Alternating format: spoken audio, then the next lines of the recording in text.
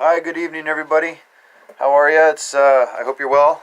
So, I want to thank everyone who watches, everyone who comments, and especially everyone who subscribes. This has been really, really a lot of fun. Getting to put just myself out there. Anyway, I want to talk today about a little heavier topic. I want to get real. I want to get a little bit gritty. So, a lot of you may or may not know about MK Ultra, mind control, monarch, SRA, satanic ritual abuse. You may not know about things like the Kinsey report.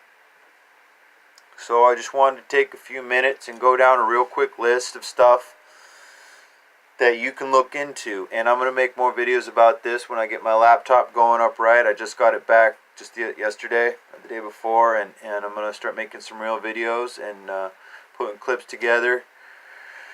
And we'll see how that works out. But I want to talk to you about a very real thing about the MK Ultra, the Monarch programming, about sex trafficking, about satanic ritual abuse, child abuse, and how a lot of this plays out in society, and how it's manifested and worked its way in. Its dark tentacles have reached through our society. And I want to touch a little bit on mental illness too, and the proliferation of that. I've experienced personally the effects of serious mental illness in my life. My ex-wife, beautiful woman, God bless her. I think she's still doing well. She was a paranoid schizophrenic, heavily medicated, and there was a lot of really intense stuff associated with that. It's not my place to tell all of those details. Suffice it to say, I was with her for many years. Almost 8 years all told. And I learned a lot about delusions. I was also quite a troublemaker in my past. I did a lot of drugs. I partied really hard. I drank a lot. I ran myself into the ground really hard, you know. And I experienced intense highs and really, really, really intense lows. And I experienced also through it all like spiritual experiences that were way different than the chemical experiences. They were different. They were noticeably different. If you're paying attention, you can see a difference in these things. But anyways, and also my sister Debbie, God bless her, may she rest in peace.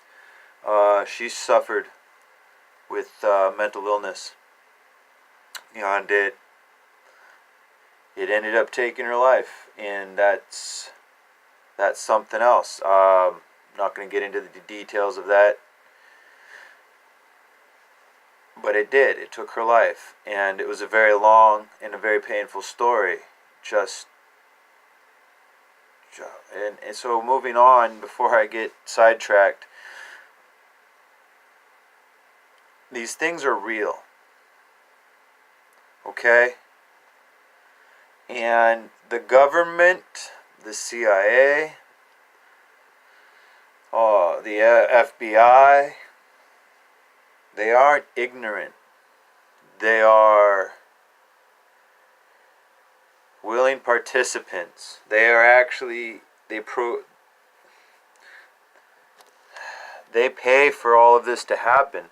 There have been, why is it, do you think, that pedophiles don't get hard sentences?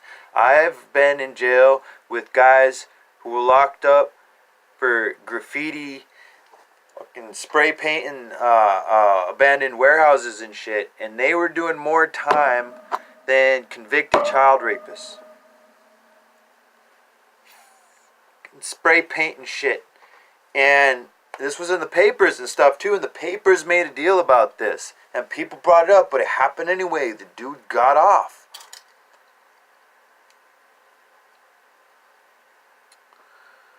It's real. The pedophiles are being made to walk. Why? Because pedophiles run the show. They've run the show for a long time. Now we've got Trump in office, and apparently this is changing. Apparently lots of pedophile arrests have taken place under his tenure. So look into that. Look into that to verify that for yourselves. Because if the big ones don't go down, the rings aren't going down, the trafficking channels aren't going down. If the big ones don't go down, if the Clintons, the Obamas, the Podestas, if they aren't arrested, the Comeys, the Lynches, and so on and so forth, the Olifantises, the Soroses, if they're not arrested, then nothing's really happening. The CIA and the FBI need to be disbanded. I don't think they've ever helped anybody. Look up the Kinsey report, because that public educational funds, they raped the children. They used the money to rape the children. Okay?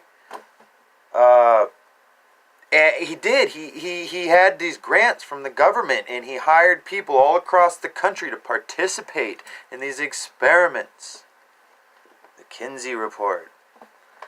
I have here The Universal Seduction. I've had this book for a long time. This book woke me up to everything. I've had it for 15 years or something now.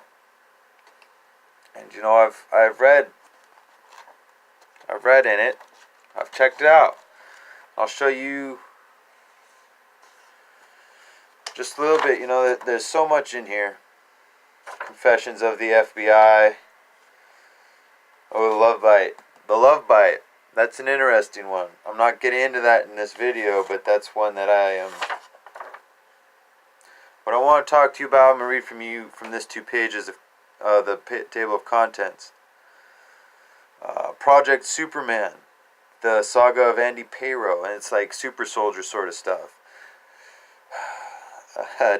To Serve Man, Aliens in the New World Order. You know, when I first got this book, I didn't believe half of what was in here by a long shot, but I did believe a few things, like the prison cars that were being built in mass in Portland, Oregon. That was totally verifiable. Just prison cars being built without any projection of prisoner transports needing like hundreds of thousands of people that can be transported in just shackles and stainless steel benches.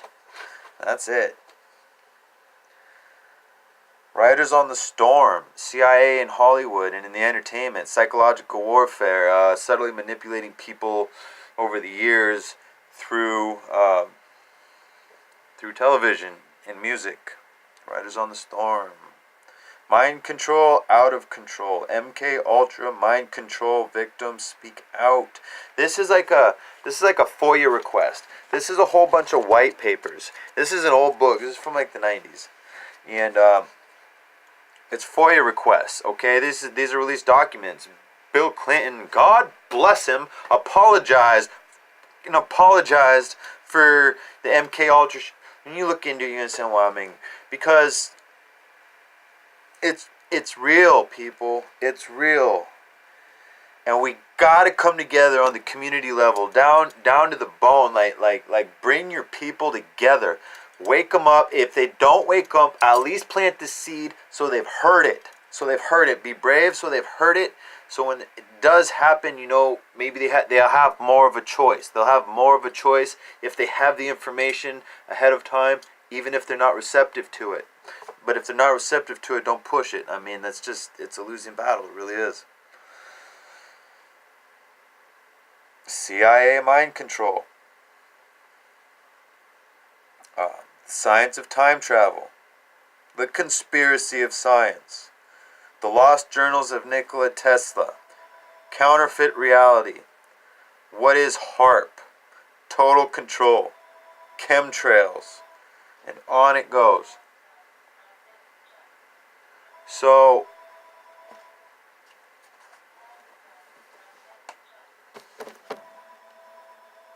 SRA, satanic ritual abuse. What those things are, MK Ultra and Monarch, what those things are is they are satanic ritual abuse weaponized. Satanic ritual abuse has existed for thousands of years. It's this idea that you can somehow draw power from inflicting trauma and violence and pain upon a child or another person, especially against their will. And it's the weaponization of that concept. And it's been employed for decades and decades and decades. And and it's really hard to talk about this stuff. And so the tremendous amount of courage that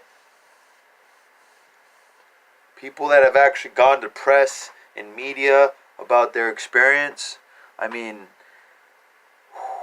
that's crazy brave, yo. Like, that's crazy brave.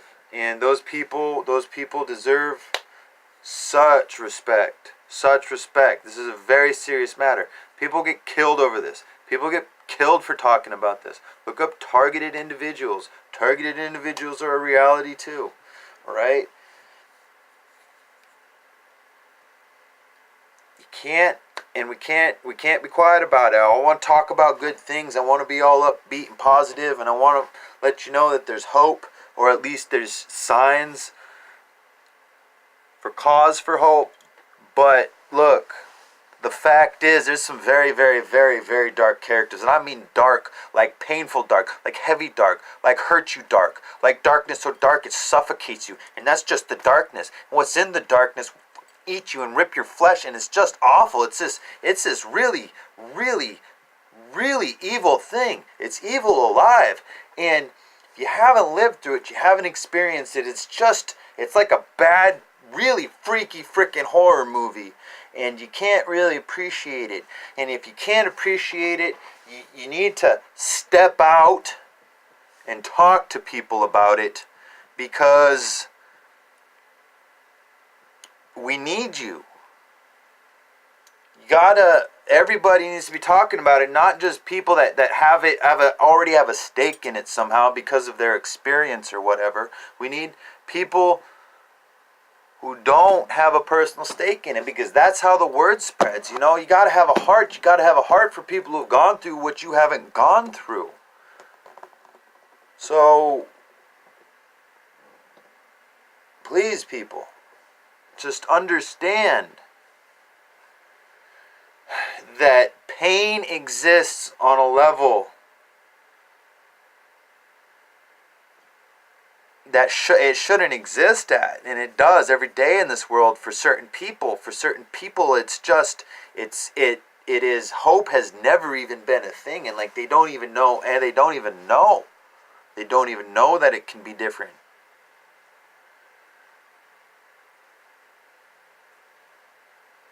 It's a crazy, desperate world. It's a crazy, desperate situation. And if your faith and your hope and your effort and your drive and your intentions aren't desperate, if they aren't desperate in character, if they aren't desperate in energy, if they aren't desperate in intention and attention, how far are we going to take ourselves? How far is your endeavor going to go? It's got to be real, you know, and that's where desperation comes from. It comes from real things, you know. And desperation isn't a bad thing, it's a motivator. We got to stay cool. You can be desperate and intelligent at the same time. And our concern for one another needs to be desperate. Our love needs to be desperate. Because then we'll take desperate measures.